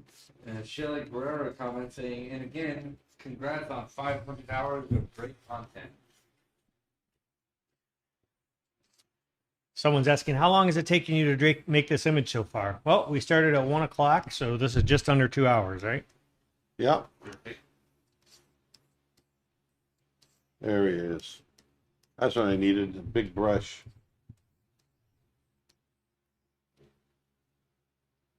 I think I may have overdone it again a little bit. Have you ever met Matt Groening, the creator of The Simpsons? No.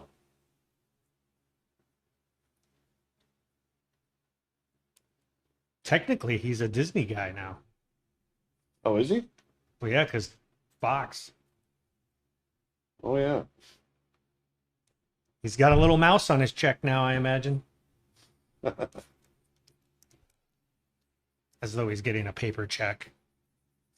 Yeah.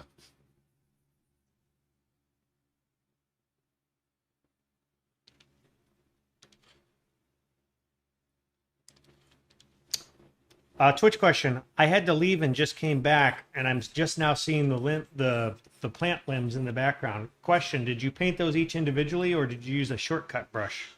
I painted them each individually.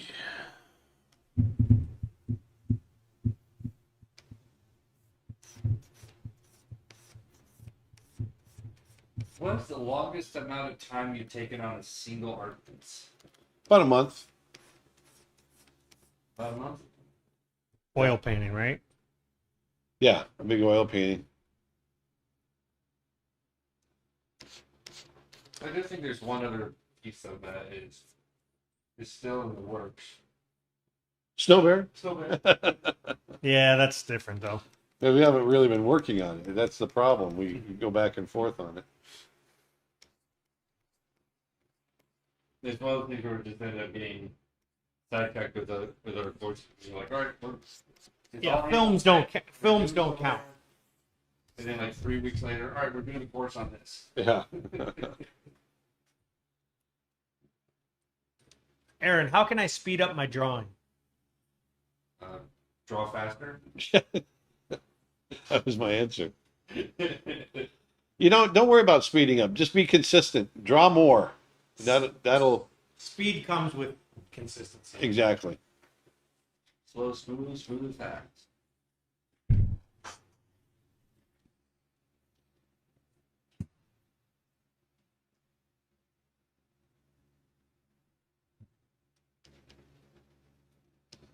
All right, I'm done. You're done. Got to sign it. The last One last thing. last image of the year went out with a whimper. No, it's nice. I like it. Yeah, it looks good. People love it. Not what I had in my head. What'd you have in your head? Something better. I've had almost everything that I drew growing up end up being something completely different from what I had in my head. Yeah.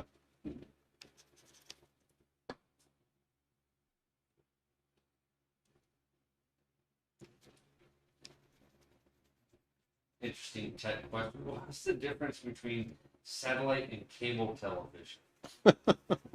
Well, cable television is from a cable, and satellite is when It's from a satellite satellite? bounce onto a satellite from a satellite dish.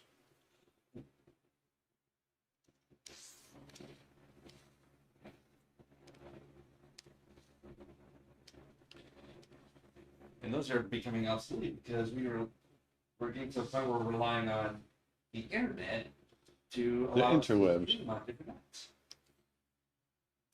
It still comes over cable in most cases, though. Yep. Or if you live out in remote areas, satellites getting even more prominent because of Starlink, low Earth orbit satellites. This bear needs red Terminator eyes. Get to the bell chopper. Says Cora.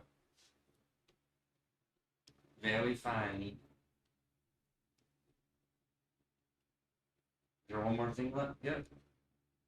Ooh, maybe a few red or blue berries to make on the limbs to make it pop. Oh, you're ready? Red eyes.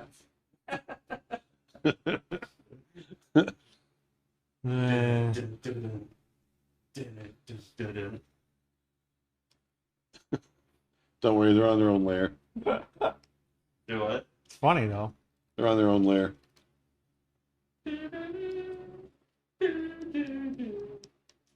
That's another movie I used to watch all the time growing up. T2. Yep. Or having that on VHS and watched it quite often. I think at the gallery, at Mom's old gallery. Yeah. It was that in the top 3 movies I watched growing up at that gallery was Terminator 2, Rush Hour, and Small Soldiers. Those were like my top 3 movies when I was a kid. Yeah.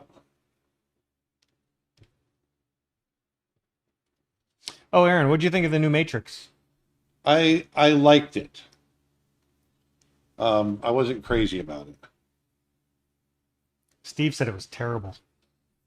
Yeah, I wouldn't go. I wouldn't say terrible, but I wasn't crazy about it. I asked him, I said, so was it the worst? I said, how was it as far as Matrix sequels go? And he goes, it's the worst of them. I was like, wow. Because the first one is a masterpiece. And in my opinion, they got progressively worse. You know, like 2's like okay. And then 3 was bad. So this is worse than 3. But you liked it. You said it was good. Yeah. That's what happens when a bear stalls out on the road. He's got to put his hazards on. Click, click, click, click, click. It's funny because once you take them away, then I'm like, no, I kind of like them.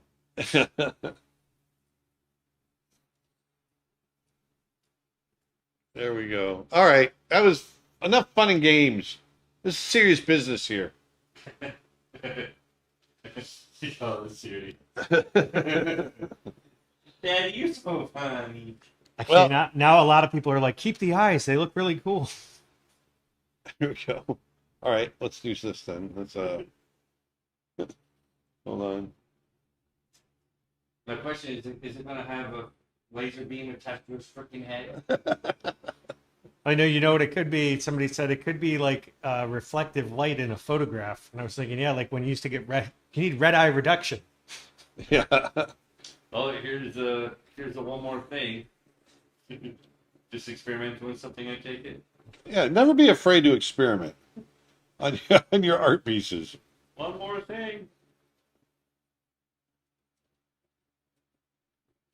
It's a demon bear.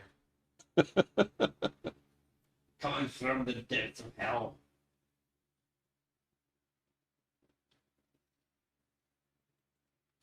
Can you animate the eyes blinking like that right in Photoshop? Yeah. Turn the layer on and off. Like turning it into a GIF. Oh yeah, we could do that.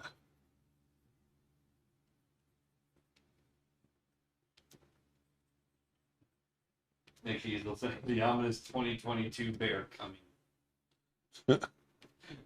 It's coming for us all. We're doomed. So she said, well, I think it's safe to say this one took a 180. You're maybe right.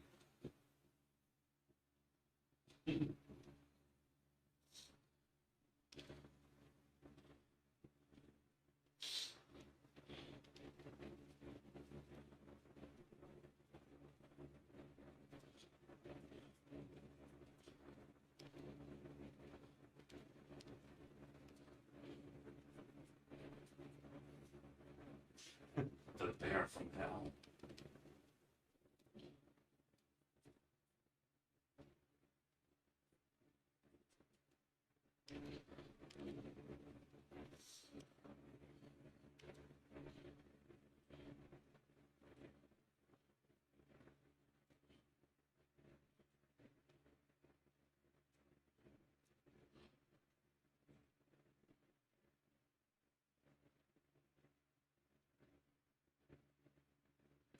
There. There's my one more thing.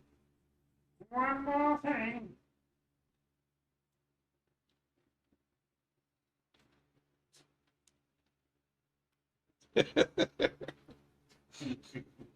I'm an idiot.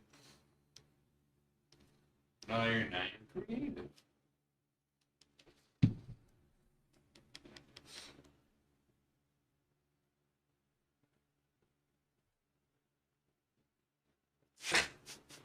Mm.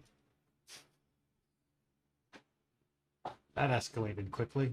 Yeah. That really got out of hand. Huh? Rick killed someone with a trident. Kevin says Snow Bear 2.0. All right, everybody. That was fun. Hope you guys have a great time tonight. Be safe, whatever you do, or just go to bed. I've done that before too on New Year's, and got up really early the next day. One of my favorite New Year's. No hangover, no nothing. I went out and I swam in the Atlantic Ocean naked. That's what I did the next day. Took my boat out, went about 10 miles out all by myself, and swam in the currents. Nice. Had a great time. But whatever you do it safely. Have a great time. Spread the love, and I hope we see you next year. So that's all I got. Thanks for making this year so amazing, and I hope we get to see more of each other next year. I'll talk to you later. Put some beauty back into the world in 2022, and I'll talk to you next year. Bye. See you next year. Snow Bear, Cowboy Bebop.